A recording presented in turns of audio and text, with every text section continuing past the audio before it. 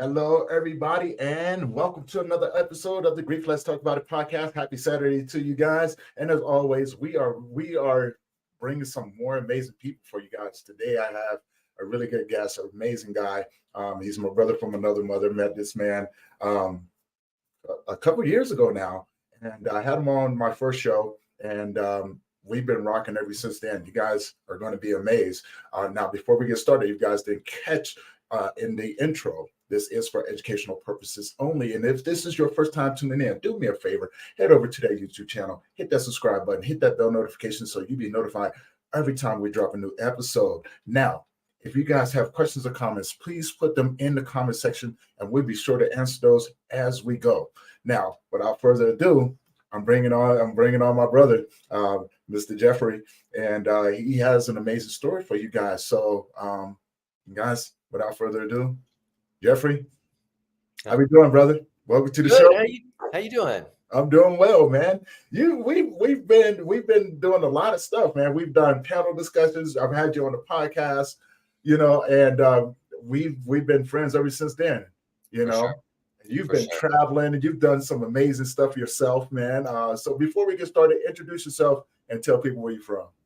Sure. My name is Jeffrey Davis, and I'm a peak performance coach.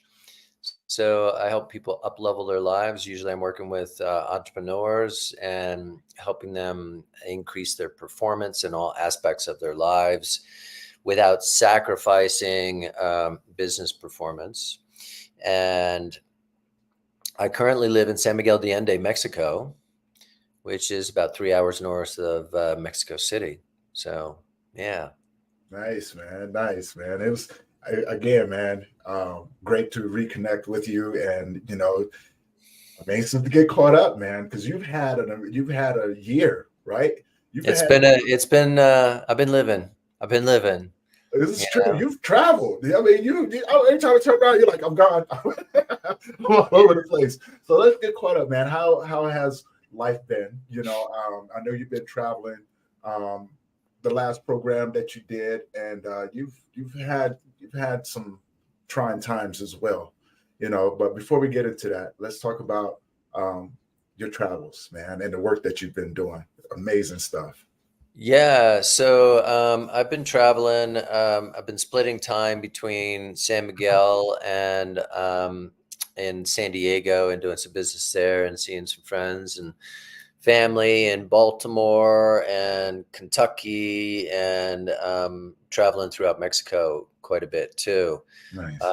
Most of my travel has been predominantly personal, with some of it in San Diego has been professional.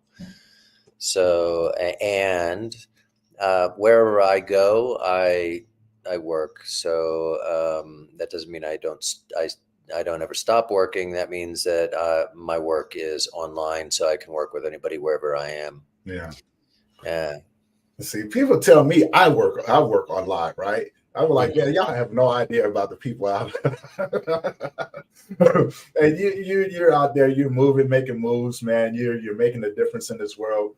And let's talk about it because you got a puppy. Well, no longer a puppy now, right? You know what I'm saying? Because I remember you was like, hey, man, she's gone. It's been keeping you busy, right? And Yeah. when we talked the first time, you kind of dove into some of your losses, but you've just experienced another one. You know, Yeah. So, before I moved to Mexico and quite a few years ago when I was doing personal evaluation and personal inventory, which I tend to do on a relatively frequent basis, I decided that I needed to change my life from the inside out. And one of the most important key ways, fundamentally, I needed to do that was to change my how I related. And if mm-hmm. I wanted to change how I related, I needed to change my relationship with my parents and my family. And so I dove full in headlong into that, and I sat down with my one brother, and I was like, how can I be a better brother to you? Is there anything that I need to address that's in between us? And so he was a little bit easier to, not that there was anything in between us, but he was a little bit easier to, um, I guess, change the relationship a little bit. My parents, there was more work. Certainly, the work is predominantly on my end and how I interacted with them and things like that. And so, one of the things that I wanted to make sure with my parents was that there was nothing left unsaid or undone. And I think Mhm. it's important to live like that with everybody because you really don't know when the last moment is for you or for somebody else. And Yeah. so having something unsaid, undone, unresolved is it's a weight that you have to carry. And it's enough to have somebody that's important to you where everything feels like it's been expressed and dealt with to have that relationship end for because they're passing on. Mhm. But I can imagine having a lack of resolution and then having no real concrete way to solve that and resolve that. Obviously, the resolution for everything lies within us. Mhm. But this past year, and one of the reasons that I did that was I do travel, and I went to I've always been further away from my family than my brother, and everybody's been closer geographically than myself. So I also had the feeling that should somebody go into the hospital, then I'm, for whatever reason, may not be able to be back there Mhm. quickly. And so that happened in the end of November and December with my mother. She went into the hospital on a Saturday, and looked like things were getting better midweek. And then by the end of the week, she had passed. But it was really a teaching moment for me. And the what I've noticed is the further away that I get from that date, the it's almost like a delayed reaction. Right. And I think some of that is the further away, the more real it is that I can't pick up the phone, Yeah. right? So if Yeah. it's a short amount of time, maybe I was busy, blah blah blah, but further and further away, it becomes very obvious in your entire experience that you're just not going to make that phone call. Right. Um, and it was a teaching moment. I pay attention and I look for what life provides. It doesn't mean that, there haven't been moments that I've been dealing with, and I'll do with the teaching moment, then I'll tell you my more recent experiences. But my mother, she said, I am not going to go in a home and I'm not going to be in the hospital. And so they sent her home on Saturday, and she got home at 4 p.m. on Saturday around in the afternoon. And at 11 p.m. the same day, she passed in her house. So she went on her terms, and which was wonderful to see. And it was also wonderful to see the strength that she had, and even the power and comfort that her faith provided for her in the entire experience. And so those were so many lessons, and this was really a fascinating moment. So my brother was there. I wasn't able to get back to be with her, and so my brother was relaying a story where he's like, "Mom, do you need to talk to anybody? What do you want to do?" And she's like, "Yeah, I want to call. Can you find my friend Sue? I need to talk to her." So he called her friend Sue, and she said, "Hey, Sue, I'm in the hospital, and I don't think this is, I think this is it. And I just want to let you know, thank you so much for being my friend. Wow. Thank you for, everything that you've been to me through my entire life." This was one of her older friends, in terms of the amount of time that they had been friends. And so, it was just so magical. And it made me think, like, who would I, or even the viewer, who would you, if you knew that was the end, who would be your friends that you would be like, I just want to thank them for their friendship, for their life. Wow. It was just, like I said, it was a educational experience about how, I guess, how to do it, you know? Yeah.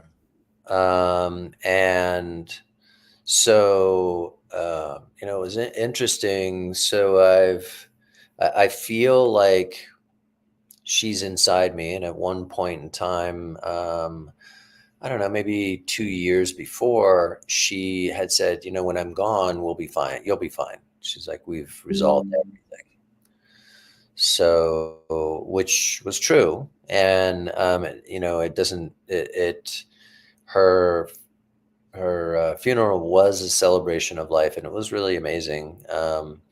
And what I have noticed, and actually what I even noticed this past week, I was like, there's a there's a block in my heart. Mm. There's a something there. I can feel it. I'm in touch with my physicality. I'm in touch with my emotional body. I'm in touch with my experience, very much so. Mhm. So I was like, I noticed there's a block there. So the only thing it could be would be something I'm protecting myself from, or something I'm afraid of, or some experience I haven't released.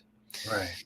So I just, one of the things that I took from my mother's house, and really, over the course of years, she was like, "Take whatever you want. When I'm gone, what do you want?" And my brother and myself get along very well. And when I was there after she passed, I walked around, and there was really nothing that I wanted. And as I was leaving the last night, I did notice this. It's a silver cup, and it has a lid on it, and inside is a candle. And so what I've done, initially, what I did was every day I would light the candle for a short bit and kind of feel her presence, meditate, just use that as a moment to reconnect. And that became my altar, if you will, my meditation, my point of peace, my time when I dropped in. And so this past week, when I noticed that, I hadn't lit the candle for a while. So I took the candle out, I lit it, and I just sat with the feelings. I don't, they didn't identify as anything. I noticed that, and usually it's a good guess, that underneath of whatever block you have in your heart, with anger or fear, underneath of that is sadness. Mm. Yes. Right? Yes. So I just let myself experience sadness, and it was interesting. I lit the candle, and I one of my most precious things now are the voicemails that I still have of her. Okay. Okay. And so I just, I found one, and I just listened to it and just sat with my feelings, and, with a lit candle. And it was, I feel and I felt a lot lighter, a lot more open. And, yeah, so that was my experience. And it's really, I don't judge it. I just allow it to express. Yeah. And the sadness doesn't have to be anything unresolved. It doesn't have to be anything. It just, it's just a moment or whatever I'm as a human and as a spirit in a body I'm experiencing. Yeah. So, um, and it's part of the human experience, as beautiful as it can be. And beauty is in all of it, right? Mm, It doesn't mean yeah. I'm not bypassing or gaslighting myself saying, "Oh, it's beautiful, I feel great." It is. So there's the feelings, and we tend to judge feelings, right? Oh, this is a good Right. feeling because that's happy, and this is that's a bad feeling. Like we're a judge, and there's certain Right. feelings that we're okay with, certain feelings that we should never feel, but we're human. And so instead of playing at that level of right and wrong, and my experiences is this, I'm playing at a level of I'm grateful for life. What is it teaching me? Mm, How yeah. can I experience it richer and deeper? Because underneath, when you release, sadness, which is underneath of fear and anger, when you release that sadness, it opens up to a more open heart, a bigger experience of life, more capacity. Mm, They call it heartbreak because, there's an expansion possibility there, expansion opportunity there. And that's life. You're not going to get through life without all of that unless you're, self-medicating, and in whatever way that may be, just whether it's just avoiding feeling, which deadens and dulls your experience of life. But I prefer to have a bright and vivid experience of life that I feel, see, and take with me as I go and grow. right. I got a question because you touched on a lot there, man, and and I think it's a beautiful thing because I'm a firm believer, right? Um, First, to enjoy life is to look at the moments in your life. And I developed a philosophy, and we could talk about it a little bit. I just want to get your thoughts about it. But I often tell myself now there's no such thing as a bad day, Yeah. right? And what I mean by that is that there's challenging moments that come throughout the day. If you can sit within the moment and allow yourself to extract and learn, and then go into the next moment and be able to release it like the wind, right? We realize that we carry information with us that is not necessarily ours, and if we wait, if we're patient, there's someone that comes along that can benefit from that information. Mhm. And so we hand it off to them in hopes that they can take it and do something better with it. Well, within their life, apply it, right? Right. And so that's one thing that I thought about, and we can talk about that a little bit more. And but I love the fact that you are able to identify your feelings, because what happens a lot of times that I find, especially doing work in the grief field, people don't know how to identify those emotions, right? Mm. They get so used to a norm, right? Say, for instance, prime example, fear, right? Sometimes people associate fear with hurt, Mhm. right? Now, there's a distinction, and what I mean by that, fear will keep you in a flight or fight mode.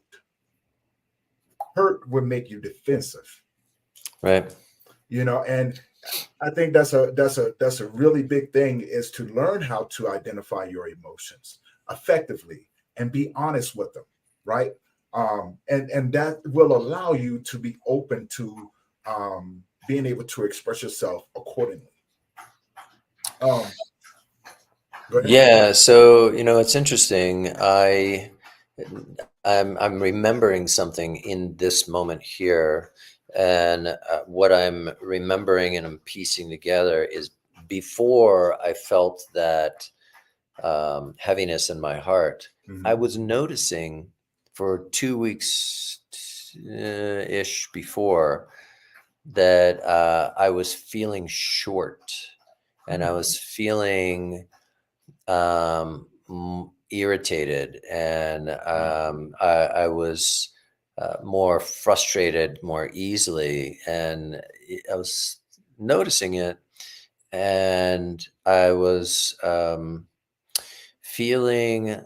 Uh, while I was feeling that, as I noticed that and experienced that, my thought was, "This isn't normal for me.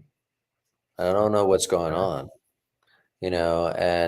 But it was all in a very short time span, but I just noticed that there was inside of me this reaction Mm, that isn't normally part of my experience.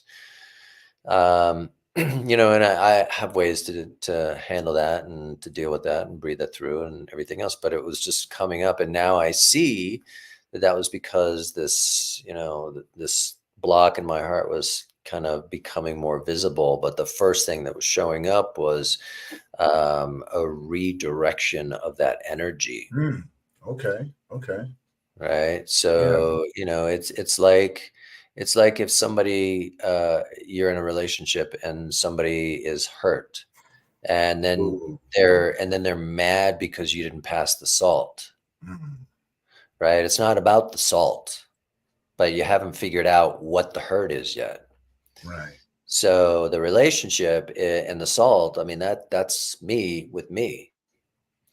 So, I was frustrated, and the salt being something just happening in my life, not good or Mm, bad or whatever, just, and my shortness with it, all internal. right. Right. And, just noticing that wasn't normally how I experienced life.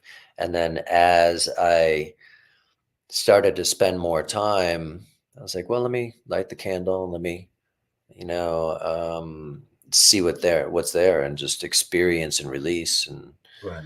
and I think whenever you speak to anybody, that they feel lighter after they've let sadness out, Mm, however they experience it. There's a right. lightness, it's not as heavy. Things aren't as as dire, Mm, and our feelings and our emotions are indicators about what's resolved and what's not in us. that's very true. That's very, very true. I've noticed, and I want to touch on something else too. Not just a blockage, because I think that is a huge way of people saying, developing trust issues, setting high boundaries that makes it hard for individuals to um, connect with them on a human level, on a being to allow them to be empathetic and walk with you. And I think that's just a combination of things of being hurt in life, right? Having people betray you, because hurt people, right? For sure. And sometimes it's easier to carry that hurt, because what I find, especially during grief work, is that it gives people an excuse to go, why would I want to do that? Right? It's only going to end up, badly for me, right? If I allow you to do that. And most men, and let me know what you think about this. Most men will shut down, and I've been trying to explain this to people for the longest time. Men will shut down to keep from telling you what's going on with them, because in their mind, in our mind, you're just going to take it and use it against me, right? And so therefore, I have a reason not to let you, I have a reason to keep you at arm's distance, right? Because for one, I haven't addressed those things. Like you said, sadness, those things that we carry along with us, can show up in physical ways. And but I also want to touch on something, and then we can lay this thing all out. When we have people, family members, friends that we haven't connected with in a while, how important is it to go back in and rekindle that friendship, that relationship with your parents, because you never want to leave something on the table of like a woulda, what should I could, what, what it should have, could have, right? And one thing I realized when like yourself, when my mother passed away, well, actually, I'm gonna go back to something that was a little bit more in depth. My father, when I left home, I didn't have I didn't have a relationship with him. I left home at an early age, so there was a lot of things throughout the years that he never knew. He saw me periodically throughout my life, but never really in depth, because I was I was living my life, right? Or surviving my life, so to speak. And so when I got the call that my father was in the hospital, I went back, and I sat in a room with him, and I cried. And I it takes a lot for me to cry, right? But I cried. And then I remember him waking up, and we was actually able to have a conversation. And I told him how much I missed him, how much I would love to have this relationship with him, and so that he can get to know me as his son, as his oldest son. But also, I wanted a relationship with my younger brother too, right? Because my father was a single father. My son's mother passed away when he was young, so it left my father like with this young boy. And so my younger brother had the relationship with my dad that I never did. And so, but there was no resentment. I thought it was pretty cool. Like, hey, spend time with him, teach him better, right? Because I'm not going to be able to. I live 1,700 miles away. And I remember I left, came back to Colorado. My dad came out of he was released out of the hospital. Well, no, actually, he was doing better, and I was able to talk to him 2 and 3 times out of the day. And I remember the last thing, we was laughing. He goes, "Son, I want to move out there with you. I think me and your brother. What do you think about that?" I said, "Yeah." And the next day, I got the call that he had passed away. Mm. And when you said that, I do not regret going back and starting to build that relationship with him, right? Yeah. Because it was something that should have happened. Didn't realize it was going to be the last time, but I didn't carry it with me, and it was just something, like you said, something about that human experience, that lightness that came from it. Because when he passed away, I sat back and I went, at least I got the chance to. How important is that for individuals? I mean, if you could say something to these to people out there that are carrying that resentment with their sibling, with their parents, their best friends, and things like that, what would you tell them? In order to encourage them to rekindle that relationship, not to have that grudge. Sure. There's so much to unpack in what you just shared. I will say that I believe after that this experience is, I mean, it's life changing. It's actually, Mhm. I consider it expansive, Yes, and yes. it's expansive on several levels. Number one, I feel like that the loss of a parent is a club that I've Mhm. joined, Yes. and it's a club that most people don't want to join, and eventually they do. Yeah. And I've been very fortunate to have had both of my parents. I still have one, both of them around for so long.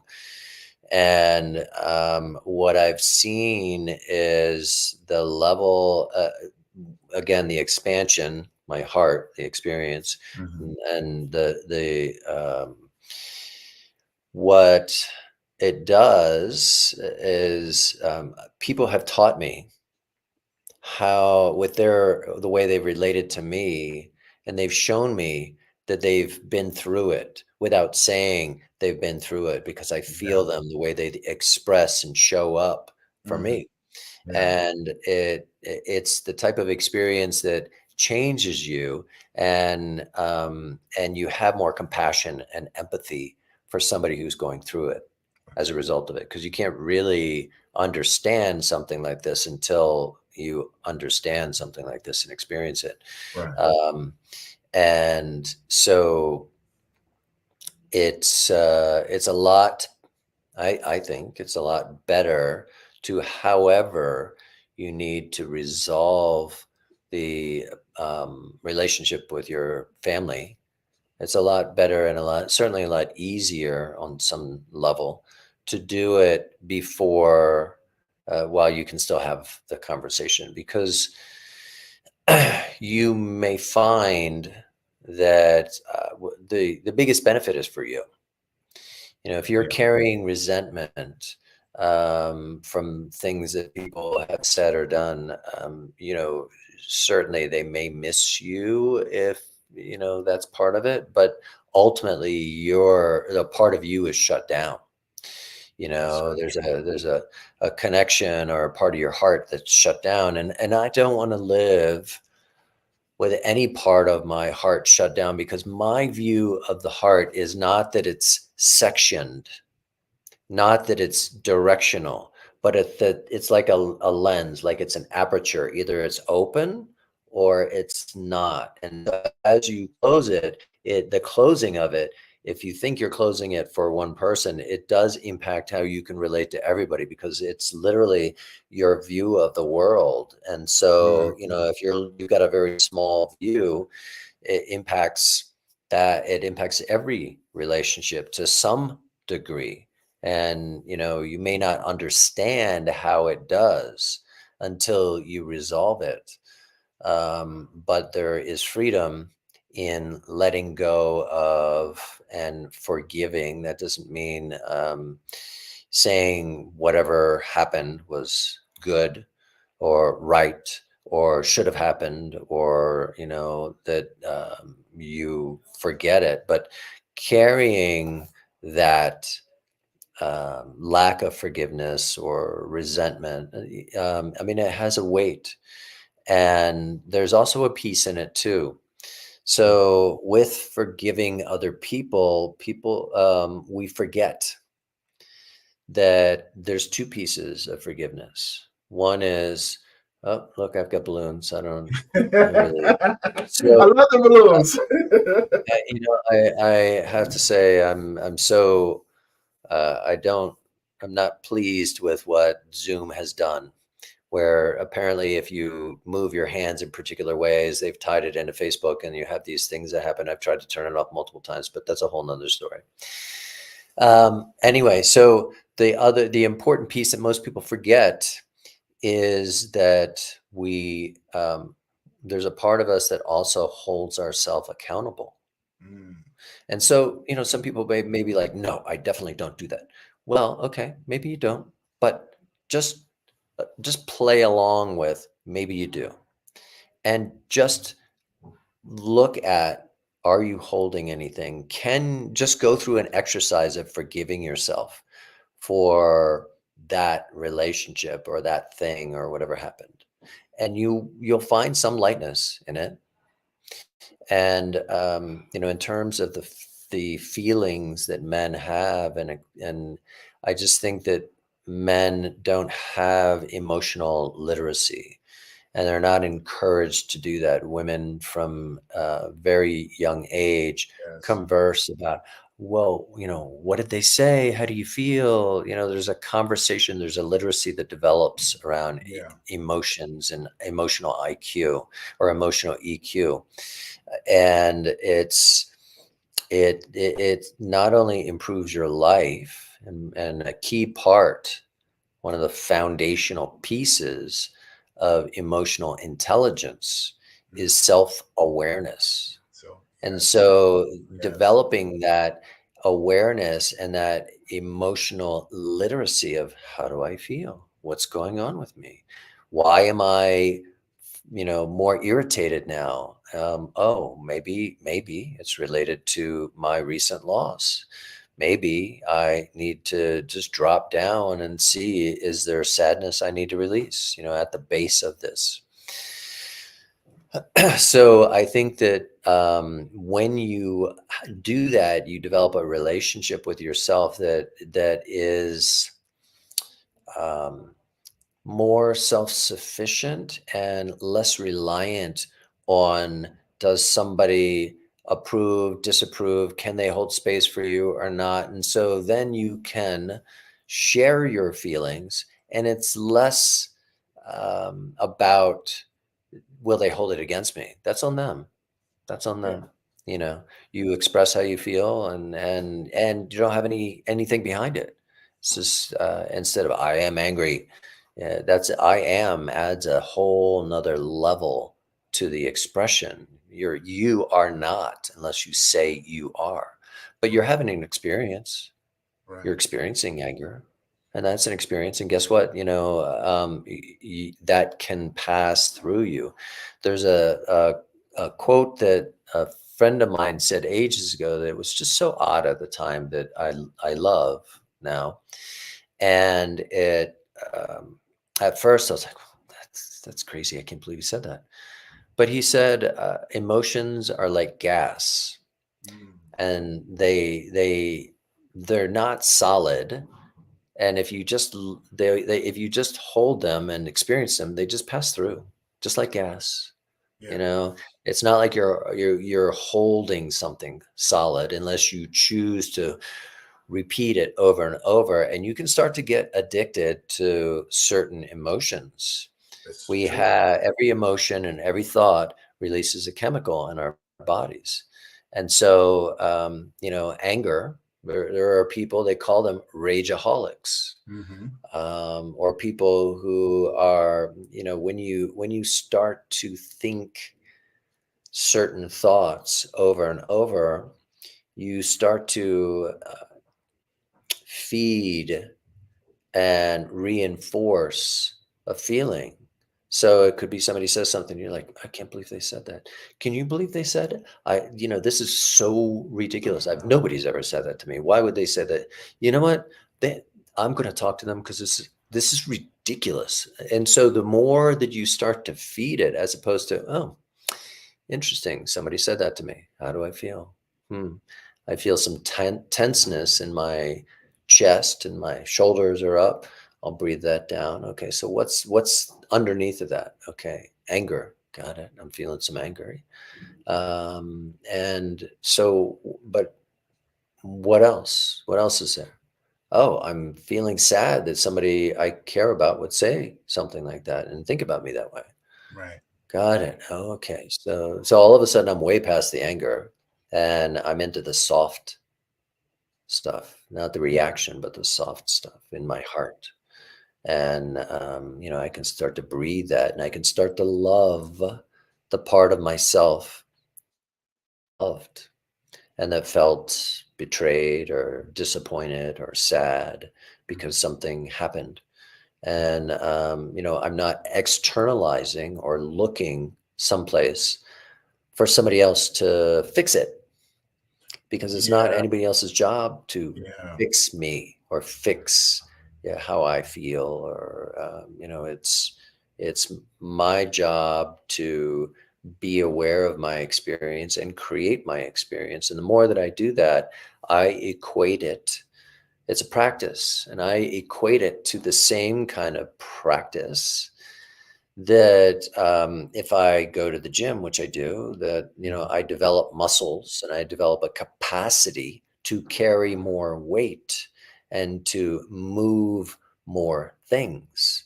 Mm. And so the same thing emotionally, as I have this practice, I am able to move more weight, and I don't get toppled easily.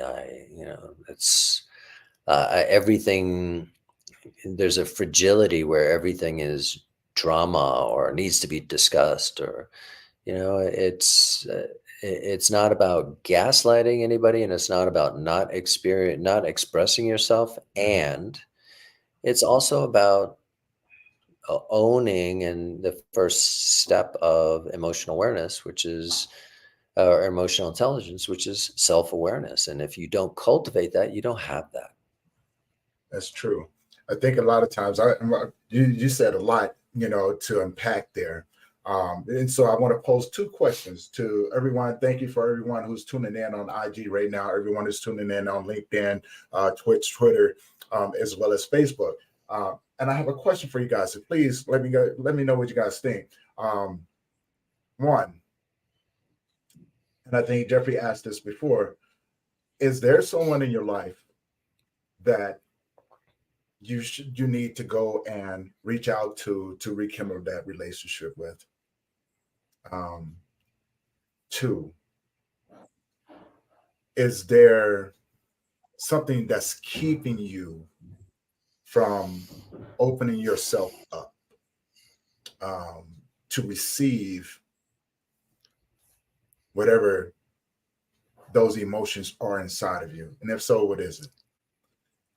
And I want to dive into what we were talking about, the men. I think a lot of times, and what I found, and let me know what you think about this. A lot of times, men do express themselves; they just do it in a different way, right?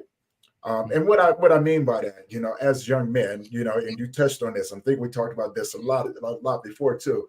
When we're younger, we're taught to suppress, not express. We ever hear that term? You keep crying, I'm gonna give you something to cry about, right? And what we do, is that we have to suck it up.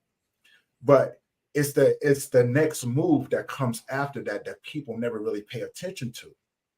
We puff out a chest, we get angry, we got to go punch something, anger, right? Violence, things like that is our go-to. Now, if you can associate the two, you can kind of unpack that emotion that's coming along with it, because it is an expression, it's just not articulated. It's perception versus reality. So when you have years and years of expressing yourself that way, of course we keep that emotion inside, but it's, we just do it in different ways. So we have to understand what we're looking at and call it for what it is, right? And so that helps us as men, to not be misunderstood, right? And it allows the individuals in our life to be able to show up. And this is crazy, because I saw a comic, and it was Hulk, Thor, and Ben from Fantastic Four, the Thing, right? And what had happened, someone from the Fantastic Four had passed away, and I do believe, and I can't remember it all the way, but they showed up. Hulk and Thor showed up, and what ended up happening is that the Thing started just pounding away on the Hulk, right? Him and Thor, and they never once fought back, right? And when it was all said and done, they were able to hold each other, and he broke down. Not a word was said. I understood that, but most people would look at that like, wow, that's a violent thing to do. It was the only way that he knew how to express himself. Mm-hmm. That was him expressing his sorrow, right? But they had a deeper understanding of, this is the way that we grieve. This is the way that we express ourselves. Not saying that it's okay to go out there and pound on people and things like that, but it's a great way to understand what you're looking at, right? Especially when you say, "Oh, that man is closed down." That individual, family members often say they don't talk. The men in our family don't talk. What do they do? What are they doing? Oh, they do this, that, and another. And I go back and I go, you ever thought about that's the way that they're expressing themselves? Like, you're seeing them go through the emotions. You're just looking at it in a different way, right? And it now leads to the next thing that you said, becoming more emotionally aware, emotional intelligence. For individuals like yourself, you have figured it out. Like myself, we have figured it out, right? It is okay not to be okay. It is okay to not feel okay about something. It's okay to go, you know what? This this shit hurts. you know, and tell me what you think about that. Yeah, so I want to come back to the thing that you said at the start of that, which was how do you connect with and resolve relationships that may not be where they're as deep as you'd like, or whether you're carrying something. And so I have a method, I call it the 3 C's. Mm-hmm. So the first method is the first of the 3 C's is get clear. So what I mean is get grounded. So when you're with that person, before you're with them, get to a place where you're grounded, where you don't have that judgment, where you don't have that repetitive thought about what happened, what's unresolved, or anything. But just get to a place where you're grounded. Whatever, if you're not ready for that, that's okay. Or have a process where you can stay grounded. So that's the Mm, first thing. So get clear. Second thing is get curious. And those mm, things work together. So when you're curious about somebody, when you're leaning in and focused on understanding what their experience is and who they are, then you're not judging them. You're literally leaning in, curious about them. mm, And the third thing is compassion, because as you uncover things, you're looking for their experience, have compassion for their experience, because their experience is different than yours. They see yeah, you yeah, differently. If you're yeah. struggling with them, they're probably struggling with you. Mm, So, if you think they're too slow, they think you're too fast, right? yeah. So, Okay. so the difficulty that you have is mirrored. They just see you from a different angle. And so, really, when you do that, you will develop a empathy and a experience of them that you didn't have before. Oh, so they said that because of this, or they acted that way because of pressure from that, or you know, who knows? Again, I'm not saying that every behavior that people do or have done is something we should go and say, "Hey, that was great. I'm glad you did that." And and um, things happen, Mm, and we can grow and learn. And many times, people who have difficult experiences with people in their lives, it changes them. And if you integrate that experience, it can change you for a stronger, better, more compassionate person in the world. And that's a good thing. I'm not saying that, it is. again, I'm not excusing any behavior or anything like that. But what I am saying is that ultimately our experience is our responsibility, and Mm, integrating our experience and expanding from that is our responsibility. And so if we're blaming other people and not integrating and growing, we are in a victim mode, and we're letting life happen to us as opposed to creating the life that we want.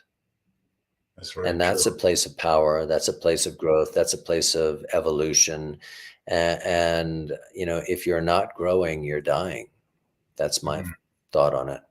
Well, that's true because every day I often tell people this. Every day I am working on being a better person than I was yesterday. So of course, when I get up in the morning, or however I start my day, I'm not the same person that I start. So you're meeting a brand new me, right? On a daily basis because I'm learning.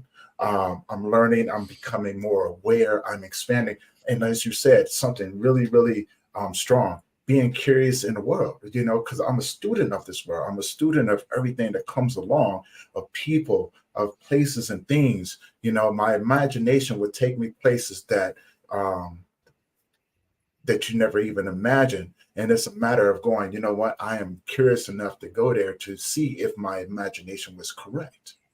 And which holds us now to my next question, to dive into. It was a quote that came by, and tell me what you think about this. The quote said, "What if you can live your life as if you wasn't afraid of being hurt?" Mm. And it was when I saw this, I thought to myself, that is deep with such simple words, right? And I pose that same question to everyone who's been tuning in. What if you could live your life if you wasn't afraid of being hurt? What if you can look at your trauma, your past, the everything that you've ever gone through, and look at the experience from it, clear everything out, and go, the next person may not do this. The Mhm. next experience may not be as rough as this experience right here. And you begin to, like you said, have more compassion for someone because you show up for those individuals as if you were showing up for yourself. You became the individual that you needed in that time, right? Because people always, people remember the way that we make them feel. They may not remember our names, but if you, they will remember the way that we made them feel. They will remember our face because that experience would carry over. So I guess that's my question. What do you think about that quote? I think it's empowering, and I'm 100% behind anything that helps people live a more evolved, powerful, self-directed life. I noticed that as you were talking about it, that a thought came to mind, which is empowering, I believe, and related to what we were talking about in emotional intelligence, which is um, uh, you're halfway there if you think, oh, this person hurt me. You're not really there. So, what you want to do is, okay, so hurt. Let's just take that off the table. Nobody can hurt me. I can't Mm, be hurt. What can I be? I can be experiencing something. And what can I be experiencing? An emotion. Hurt is not an emotion. So what's the emotion? I'm feeling disappointed. I'm mm, feeling sad. I'm feeling scared. I'm feeling angry. Whatever you're feeling, that is what you're feeling. But hurt is just, that's really, I haven't looked at what's happening here. right, Hurt is not doing the work. Like it's another level down. And then when you identify that, then that's a part of you that's experiencing that feeling. And why are you experiencing that feeling? I feel disappointed because I feel abandoned. Oh, interesting. So there's a part of me that it feels like somebody can abandon me. Okay. So then I'm reliant on other people being here all the time. Okay. So what's the antidote for that? Knowing that who's going to be here all the time with me? Me. So I need to cultivate that relationship with me. So yes, I can be sad. I can be experiencing sadness because this person is no longer in my life, whether for whatever reason, and grief. But I also know that um, that feeling comes on the other side of the coin with so much gratitude. I wouldn't be having sadness and grief if they didn't provide value with me, and if my heart was not alive with them in my life. right, So there's those two lanes of the same coin. And so the healing is in feeling the grief, and also feeling the gratitude and feeling the gift, and knowing that nobody has left you. You're still with you, and this is your experience. This gift of this person came into your life, and the sense of loss that they're not there anymore, and also knowing that that happens our entire life. People that's come and very true. go, and the Yeah, only person who doesn't come and go is us, for us, unless we decide to abandon ourselves. And then that's where the pain starts to show up deep. Yeah.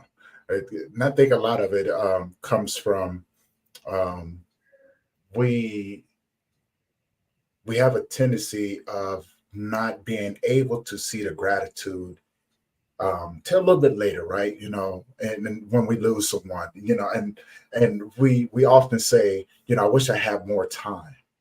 I wish I have. And someone told me this. It was like, if you could have one thing, what would it be? And me, coming from a place as a bereaved father, son, and brother, I went, I wish I had more time.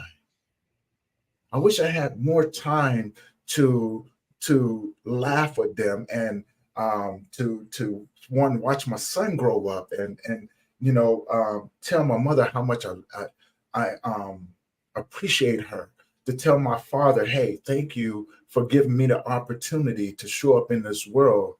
And the guy came back and I almost took it personally. He was like, nope, that's not it. It's not that you didn't have time. You had the amount of time that you were supposed to have. Now, looking at it from the a grievous point of view, I was like, no, right. And I almost take it personally, but I had to catch myself. I was like, you know what? I need to dive into that because I need to understand, why did I just take that personal? Right? Why? And it unveils some really amazing things about myself, and I be becoming more self-aware, right? And then I realized that it wasn't personal. It was his truth, right? And I can respect that. I can respect anybody's truth. And then there was something else. The gratitude part took me a long time to develop that. I don't want to let people know that it does take time to develop that, and you have to actually be, like you said, Jeffrey, be curious about it, right? Um, and you have to want it. Where does that gratitude comes from? Are you comparing it to life situations? And I said, when I asked myself this question, the answer was yes. But what sort of life situations am I comparing it to? Let's look at the reality. I have gratitude for my son, although he passed. And the reason why I have gratitude, and it's going to sound crazy, because although I did not get the chance to see him become the man that I thought he was going to be, but I had time with him. And it's in some people, in someone's life, they didn't even get that, right? And there was a sense of gratitude. So I appreciate that time. I appreciate the moments, and help those memories become more embedded in my heart. And like you said, that blockage that was in there was able to move, and I was able to release and go back into the world and go, I can show up for the next person now, because now I have a better understanding, Right. and I can carry a lot more empathy and compassion, because I cannot sympathize with your loss, because your loss is going to be yours. It's more personable for you. So I'm careful about how I speak to individuals, and I'm careful not to give advice that worked for me, Mm. um, but to only give suggestions of some actionable tools that they can use, that I've seen that people can use across the board, right? So it helps us build that relationship in the world, um, and just hold myself accountable. And what I mean by that, I'm very careful to understand my ego, right?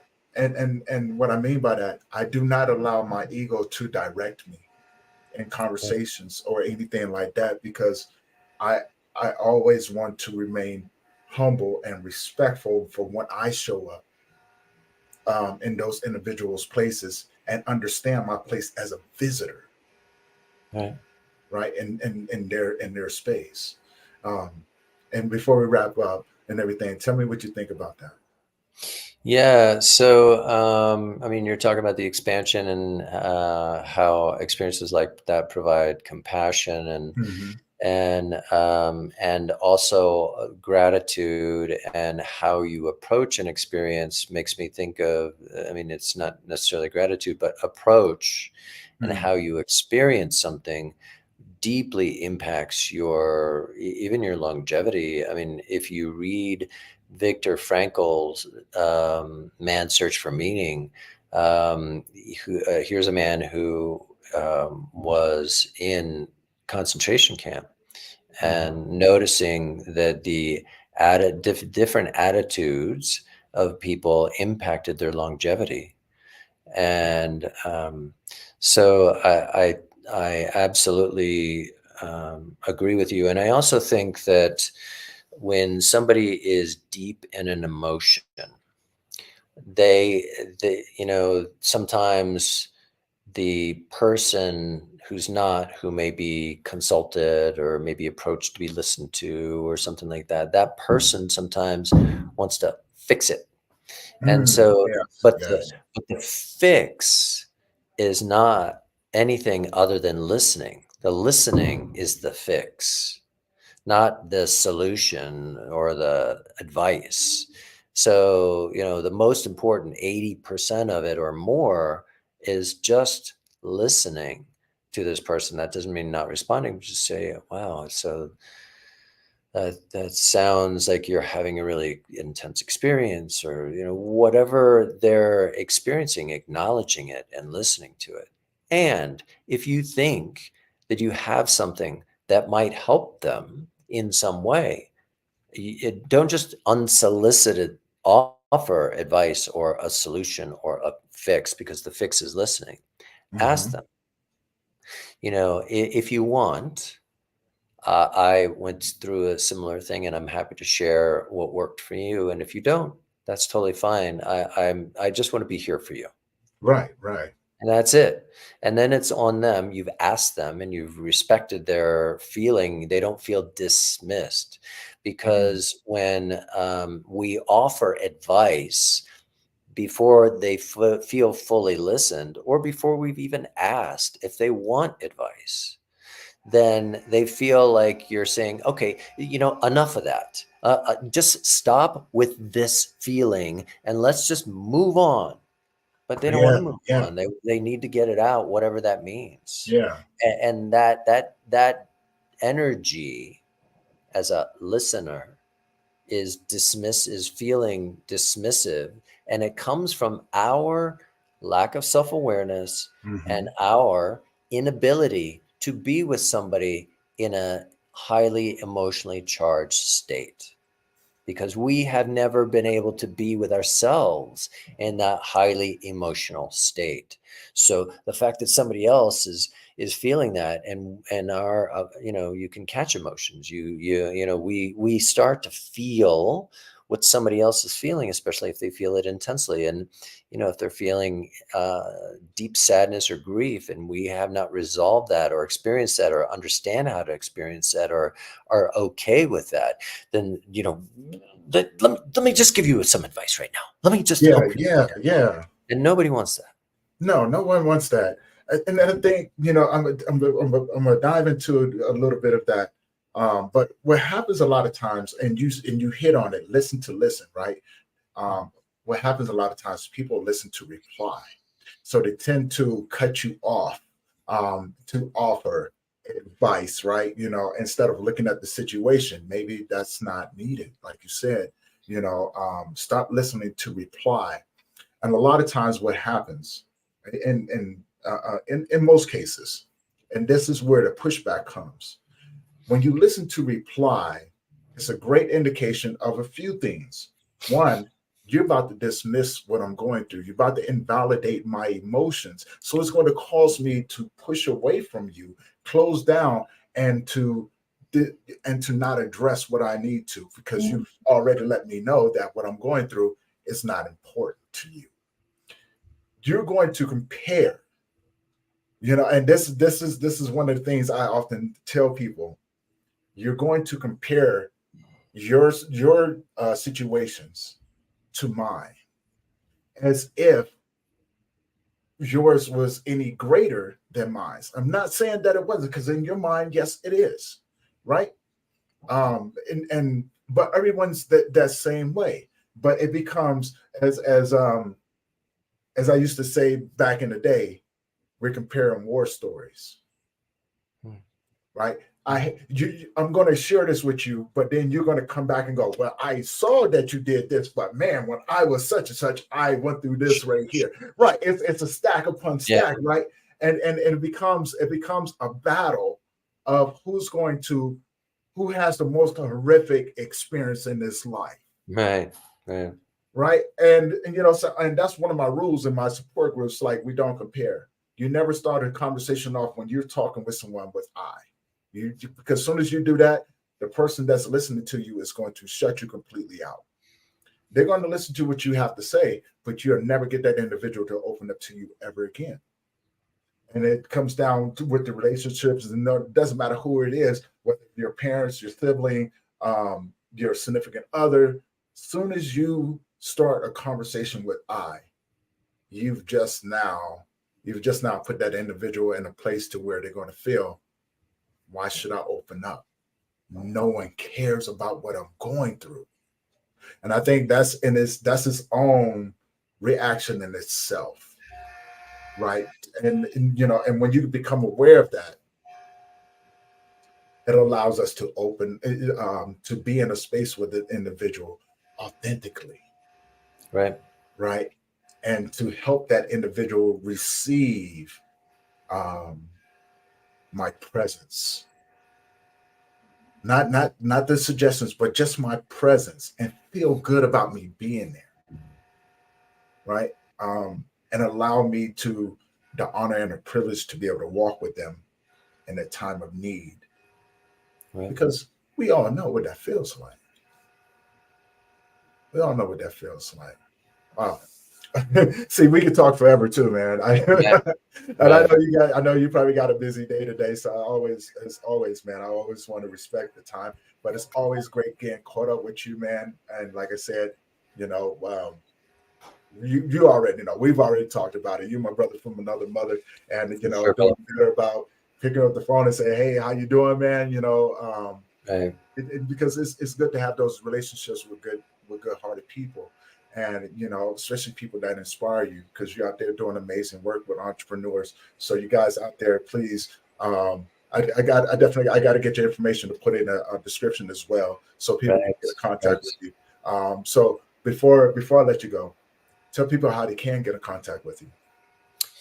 Sure. I'm just going to give people my email, Okay. and they can reach out directly. And it's Jeffery at inspiring breakthroughs.com. And so easy peasy, just reach out and tell me you want to chat. And, or you can certainly go to Jeffrey Davis Coach, my website. And, but I would say just feel free, don't feel shy, reach out and say hi. Yes, I just put your email over there, so you guys, uh, please check him out. Um, Amazing guy, and guys are enjoying this conversation as well. You know, do me a favor, if you haven't already, head over to that YouTube channel, hit that subscribe button, hit that bell notification, so you'll be notified every time we drop a new episode. And if you know anyone who can benefit from these conversations that we have, please share it with them, because we have many more. This is our effort of normalizing. Um, Talk around death, dying, and grief from all different areas, from all different people who have experienced and done some amazing things. And Jeffrey is one of those guys that, you know, he's always inspiring. But I see my man, letters to Zachary, Jason Tuttle up here. Thank you for joining in, Gary Lord. Thank you for joining in. People who always inspire me. And Grief School, thank you. Thank you for the comment. And before I let you go, Jeffrey, if you can leave the audience with something today, what would you leave them with? Um, The thing that I would say is that lean into your feelings. They will make you stronger. They will make your life more rich. And with a focus of gratitude on the fact that you are alive and that you get the opportunity to have these feelings and have these experiences with all of these people and everything in your life. So, even we can even grieve the former version of ourselves as we evolve to a new version of ourselves. And that an evolution is the integration of those experiences to up level who we are so that we become a person who has more compassion, who makes a larger contribution in the world, and who lives a richer life.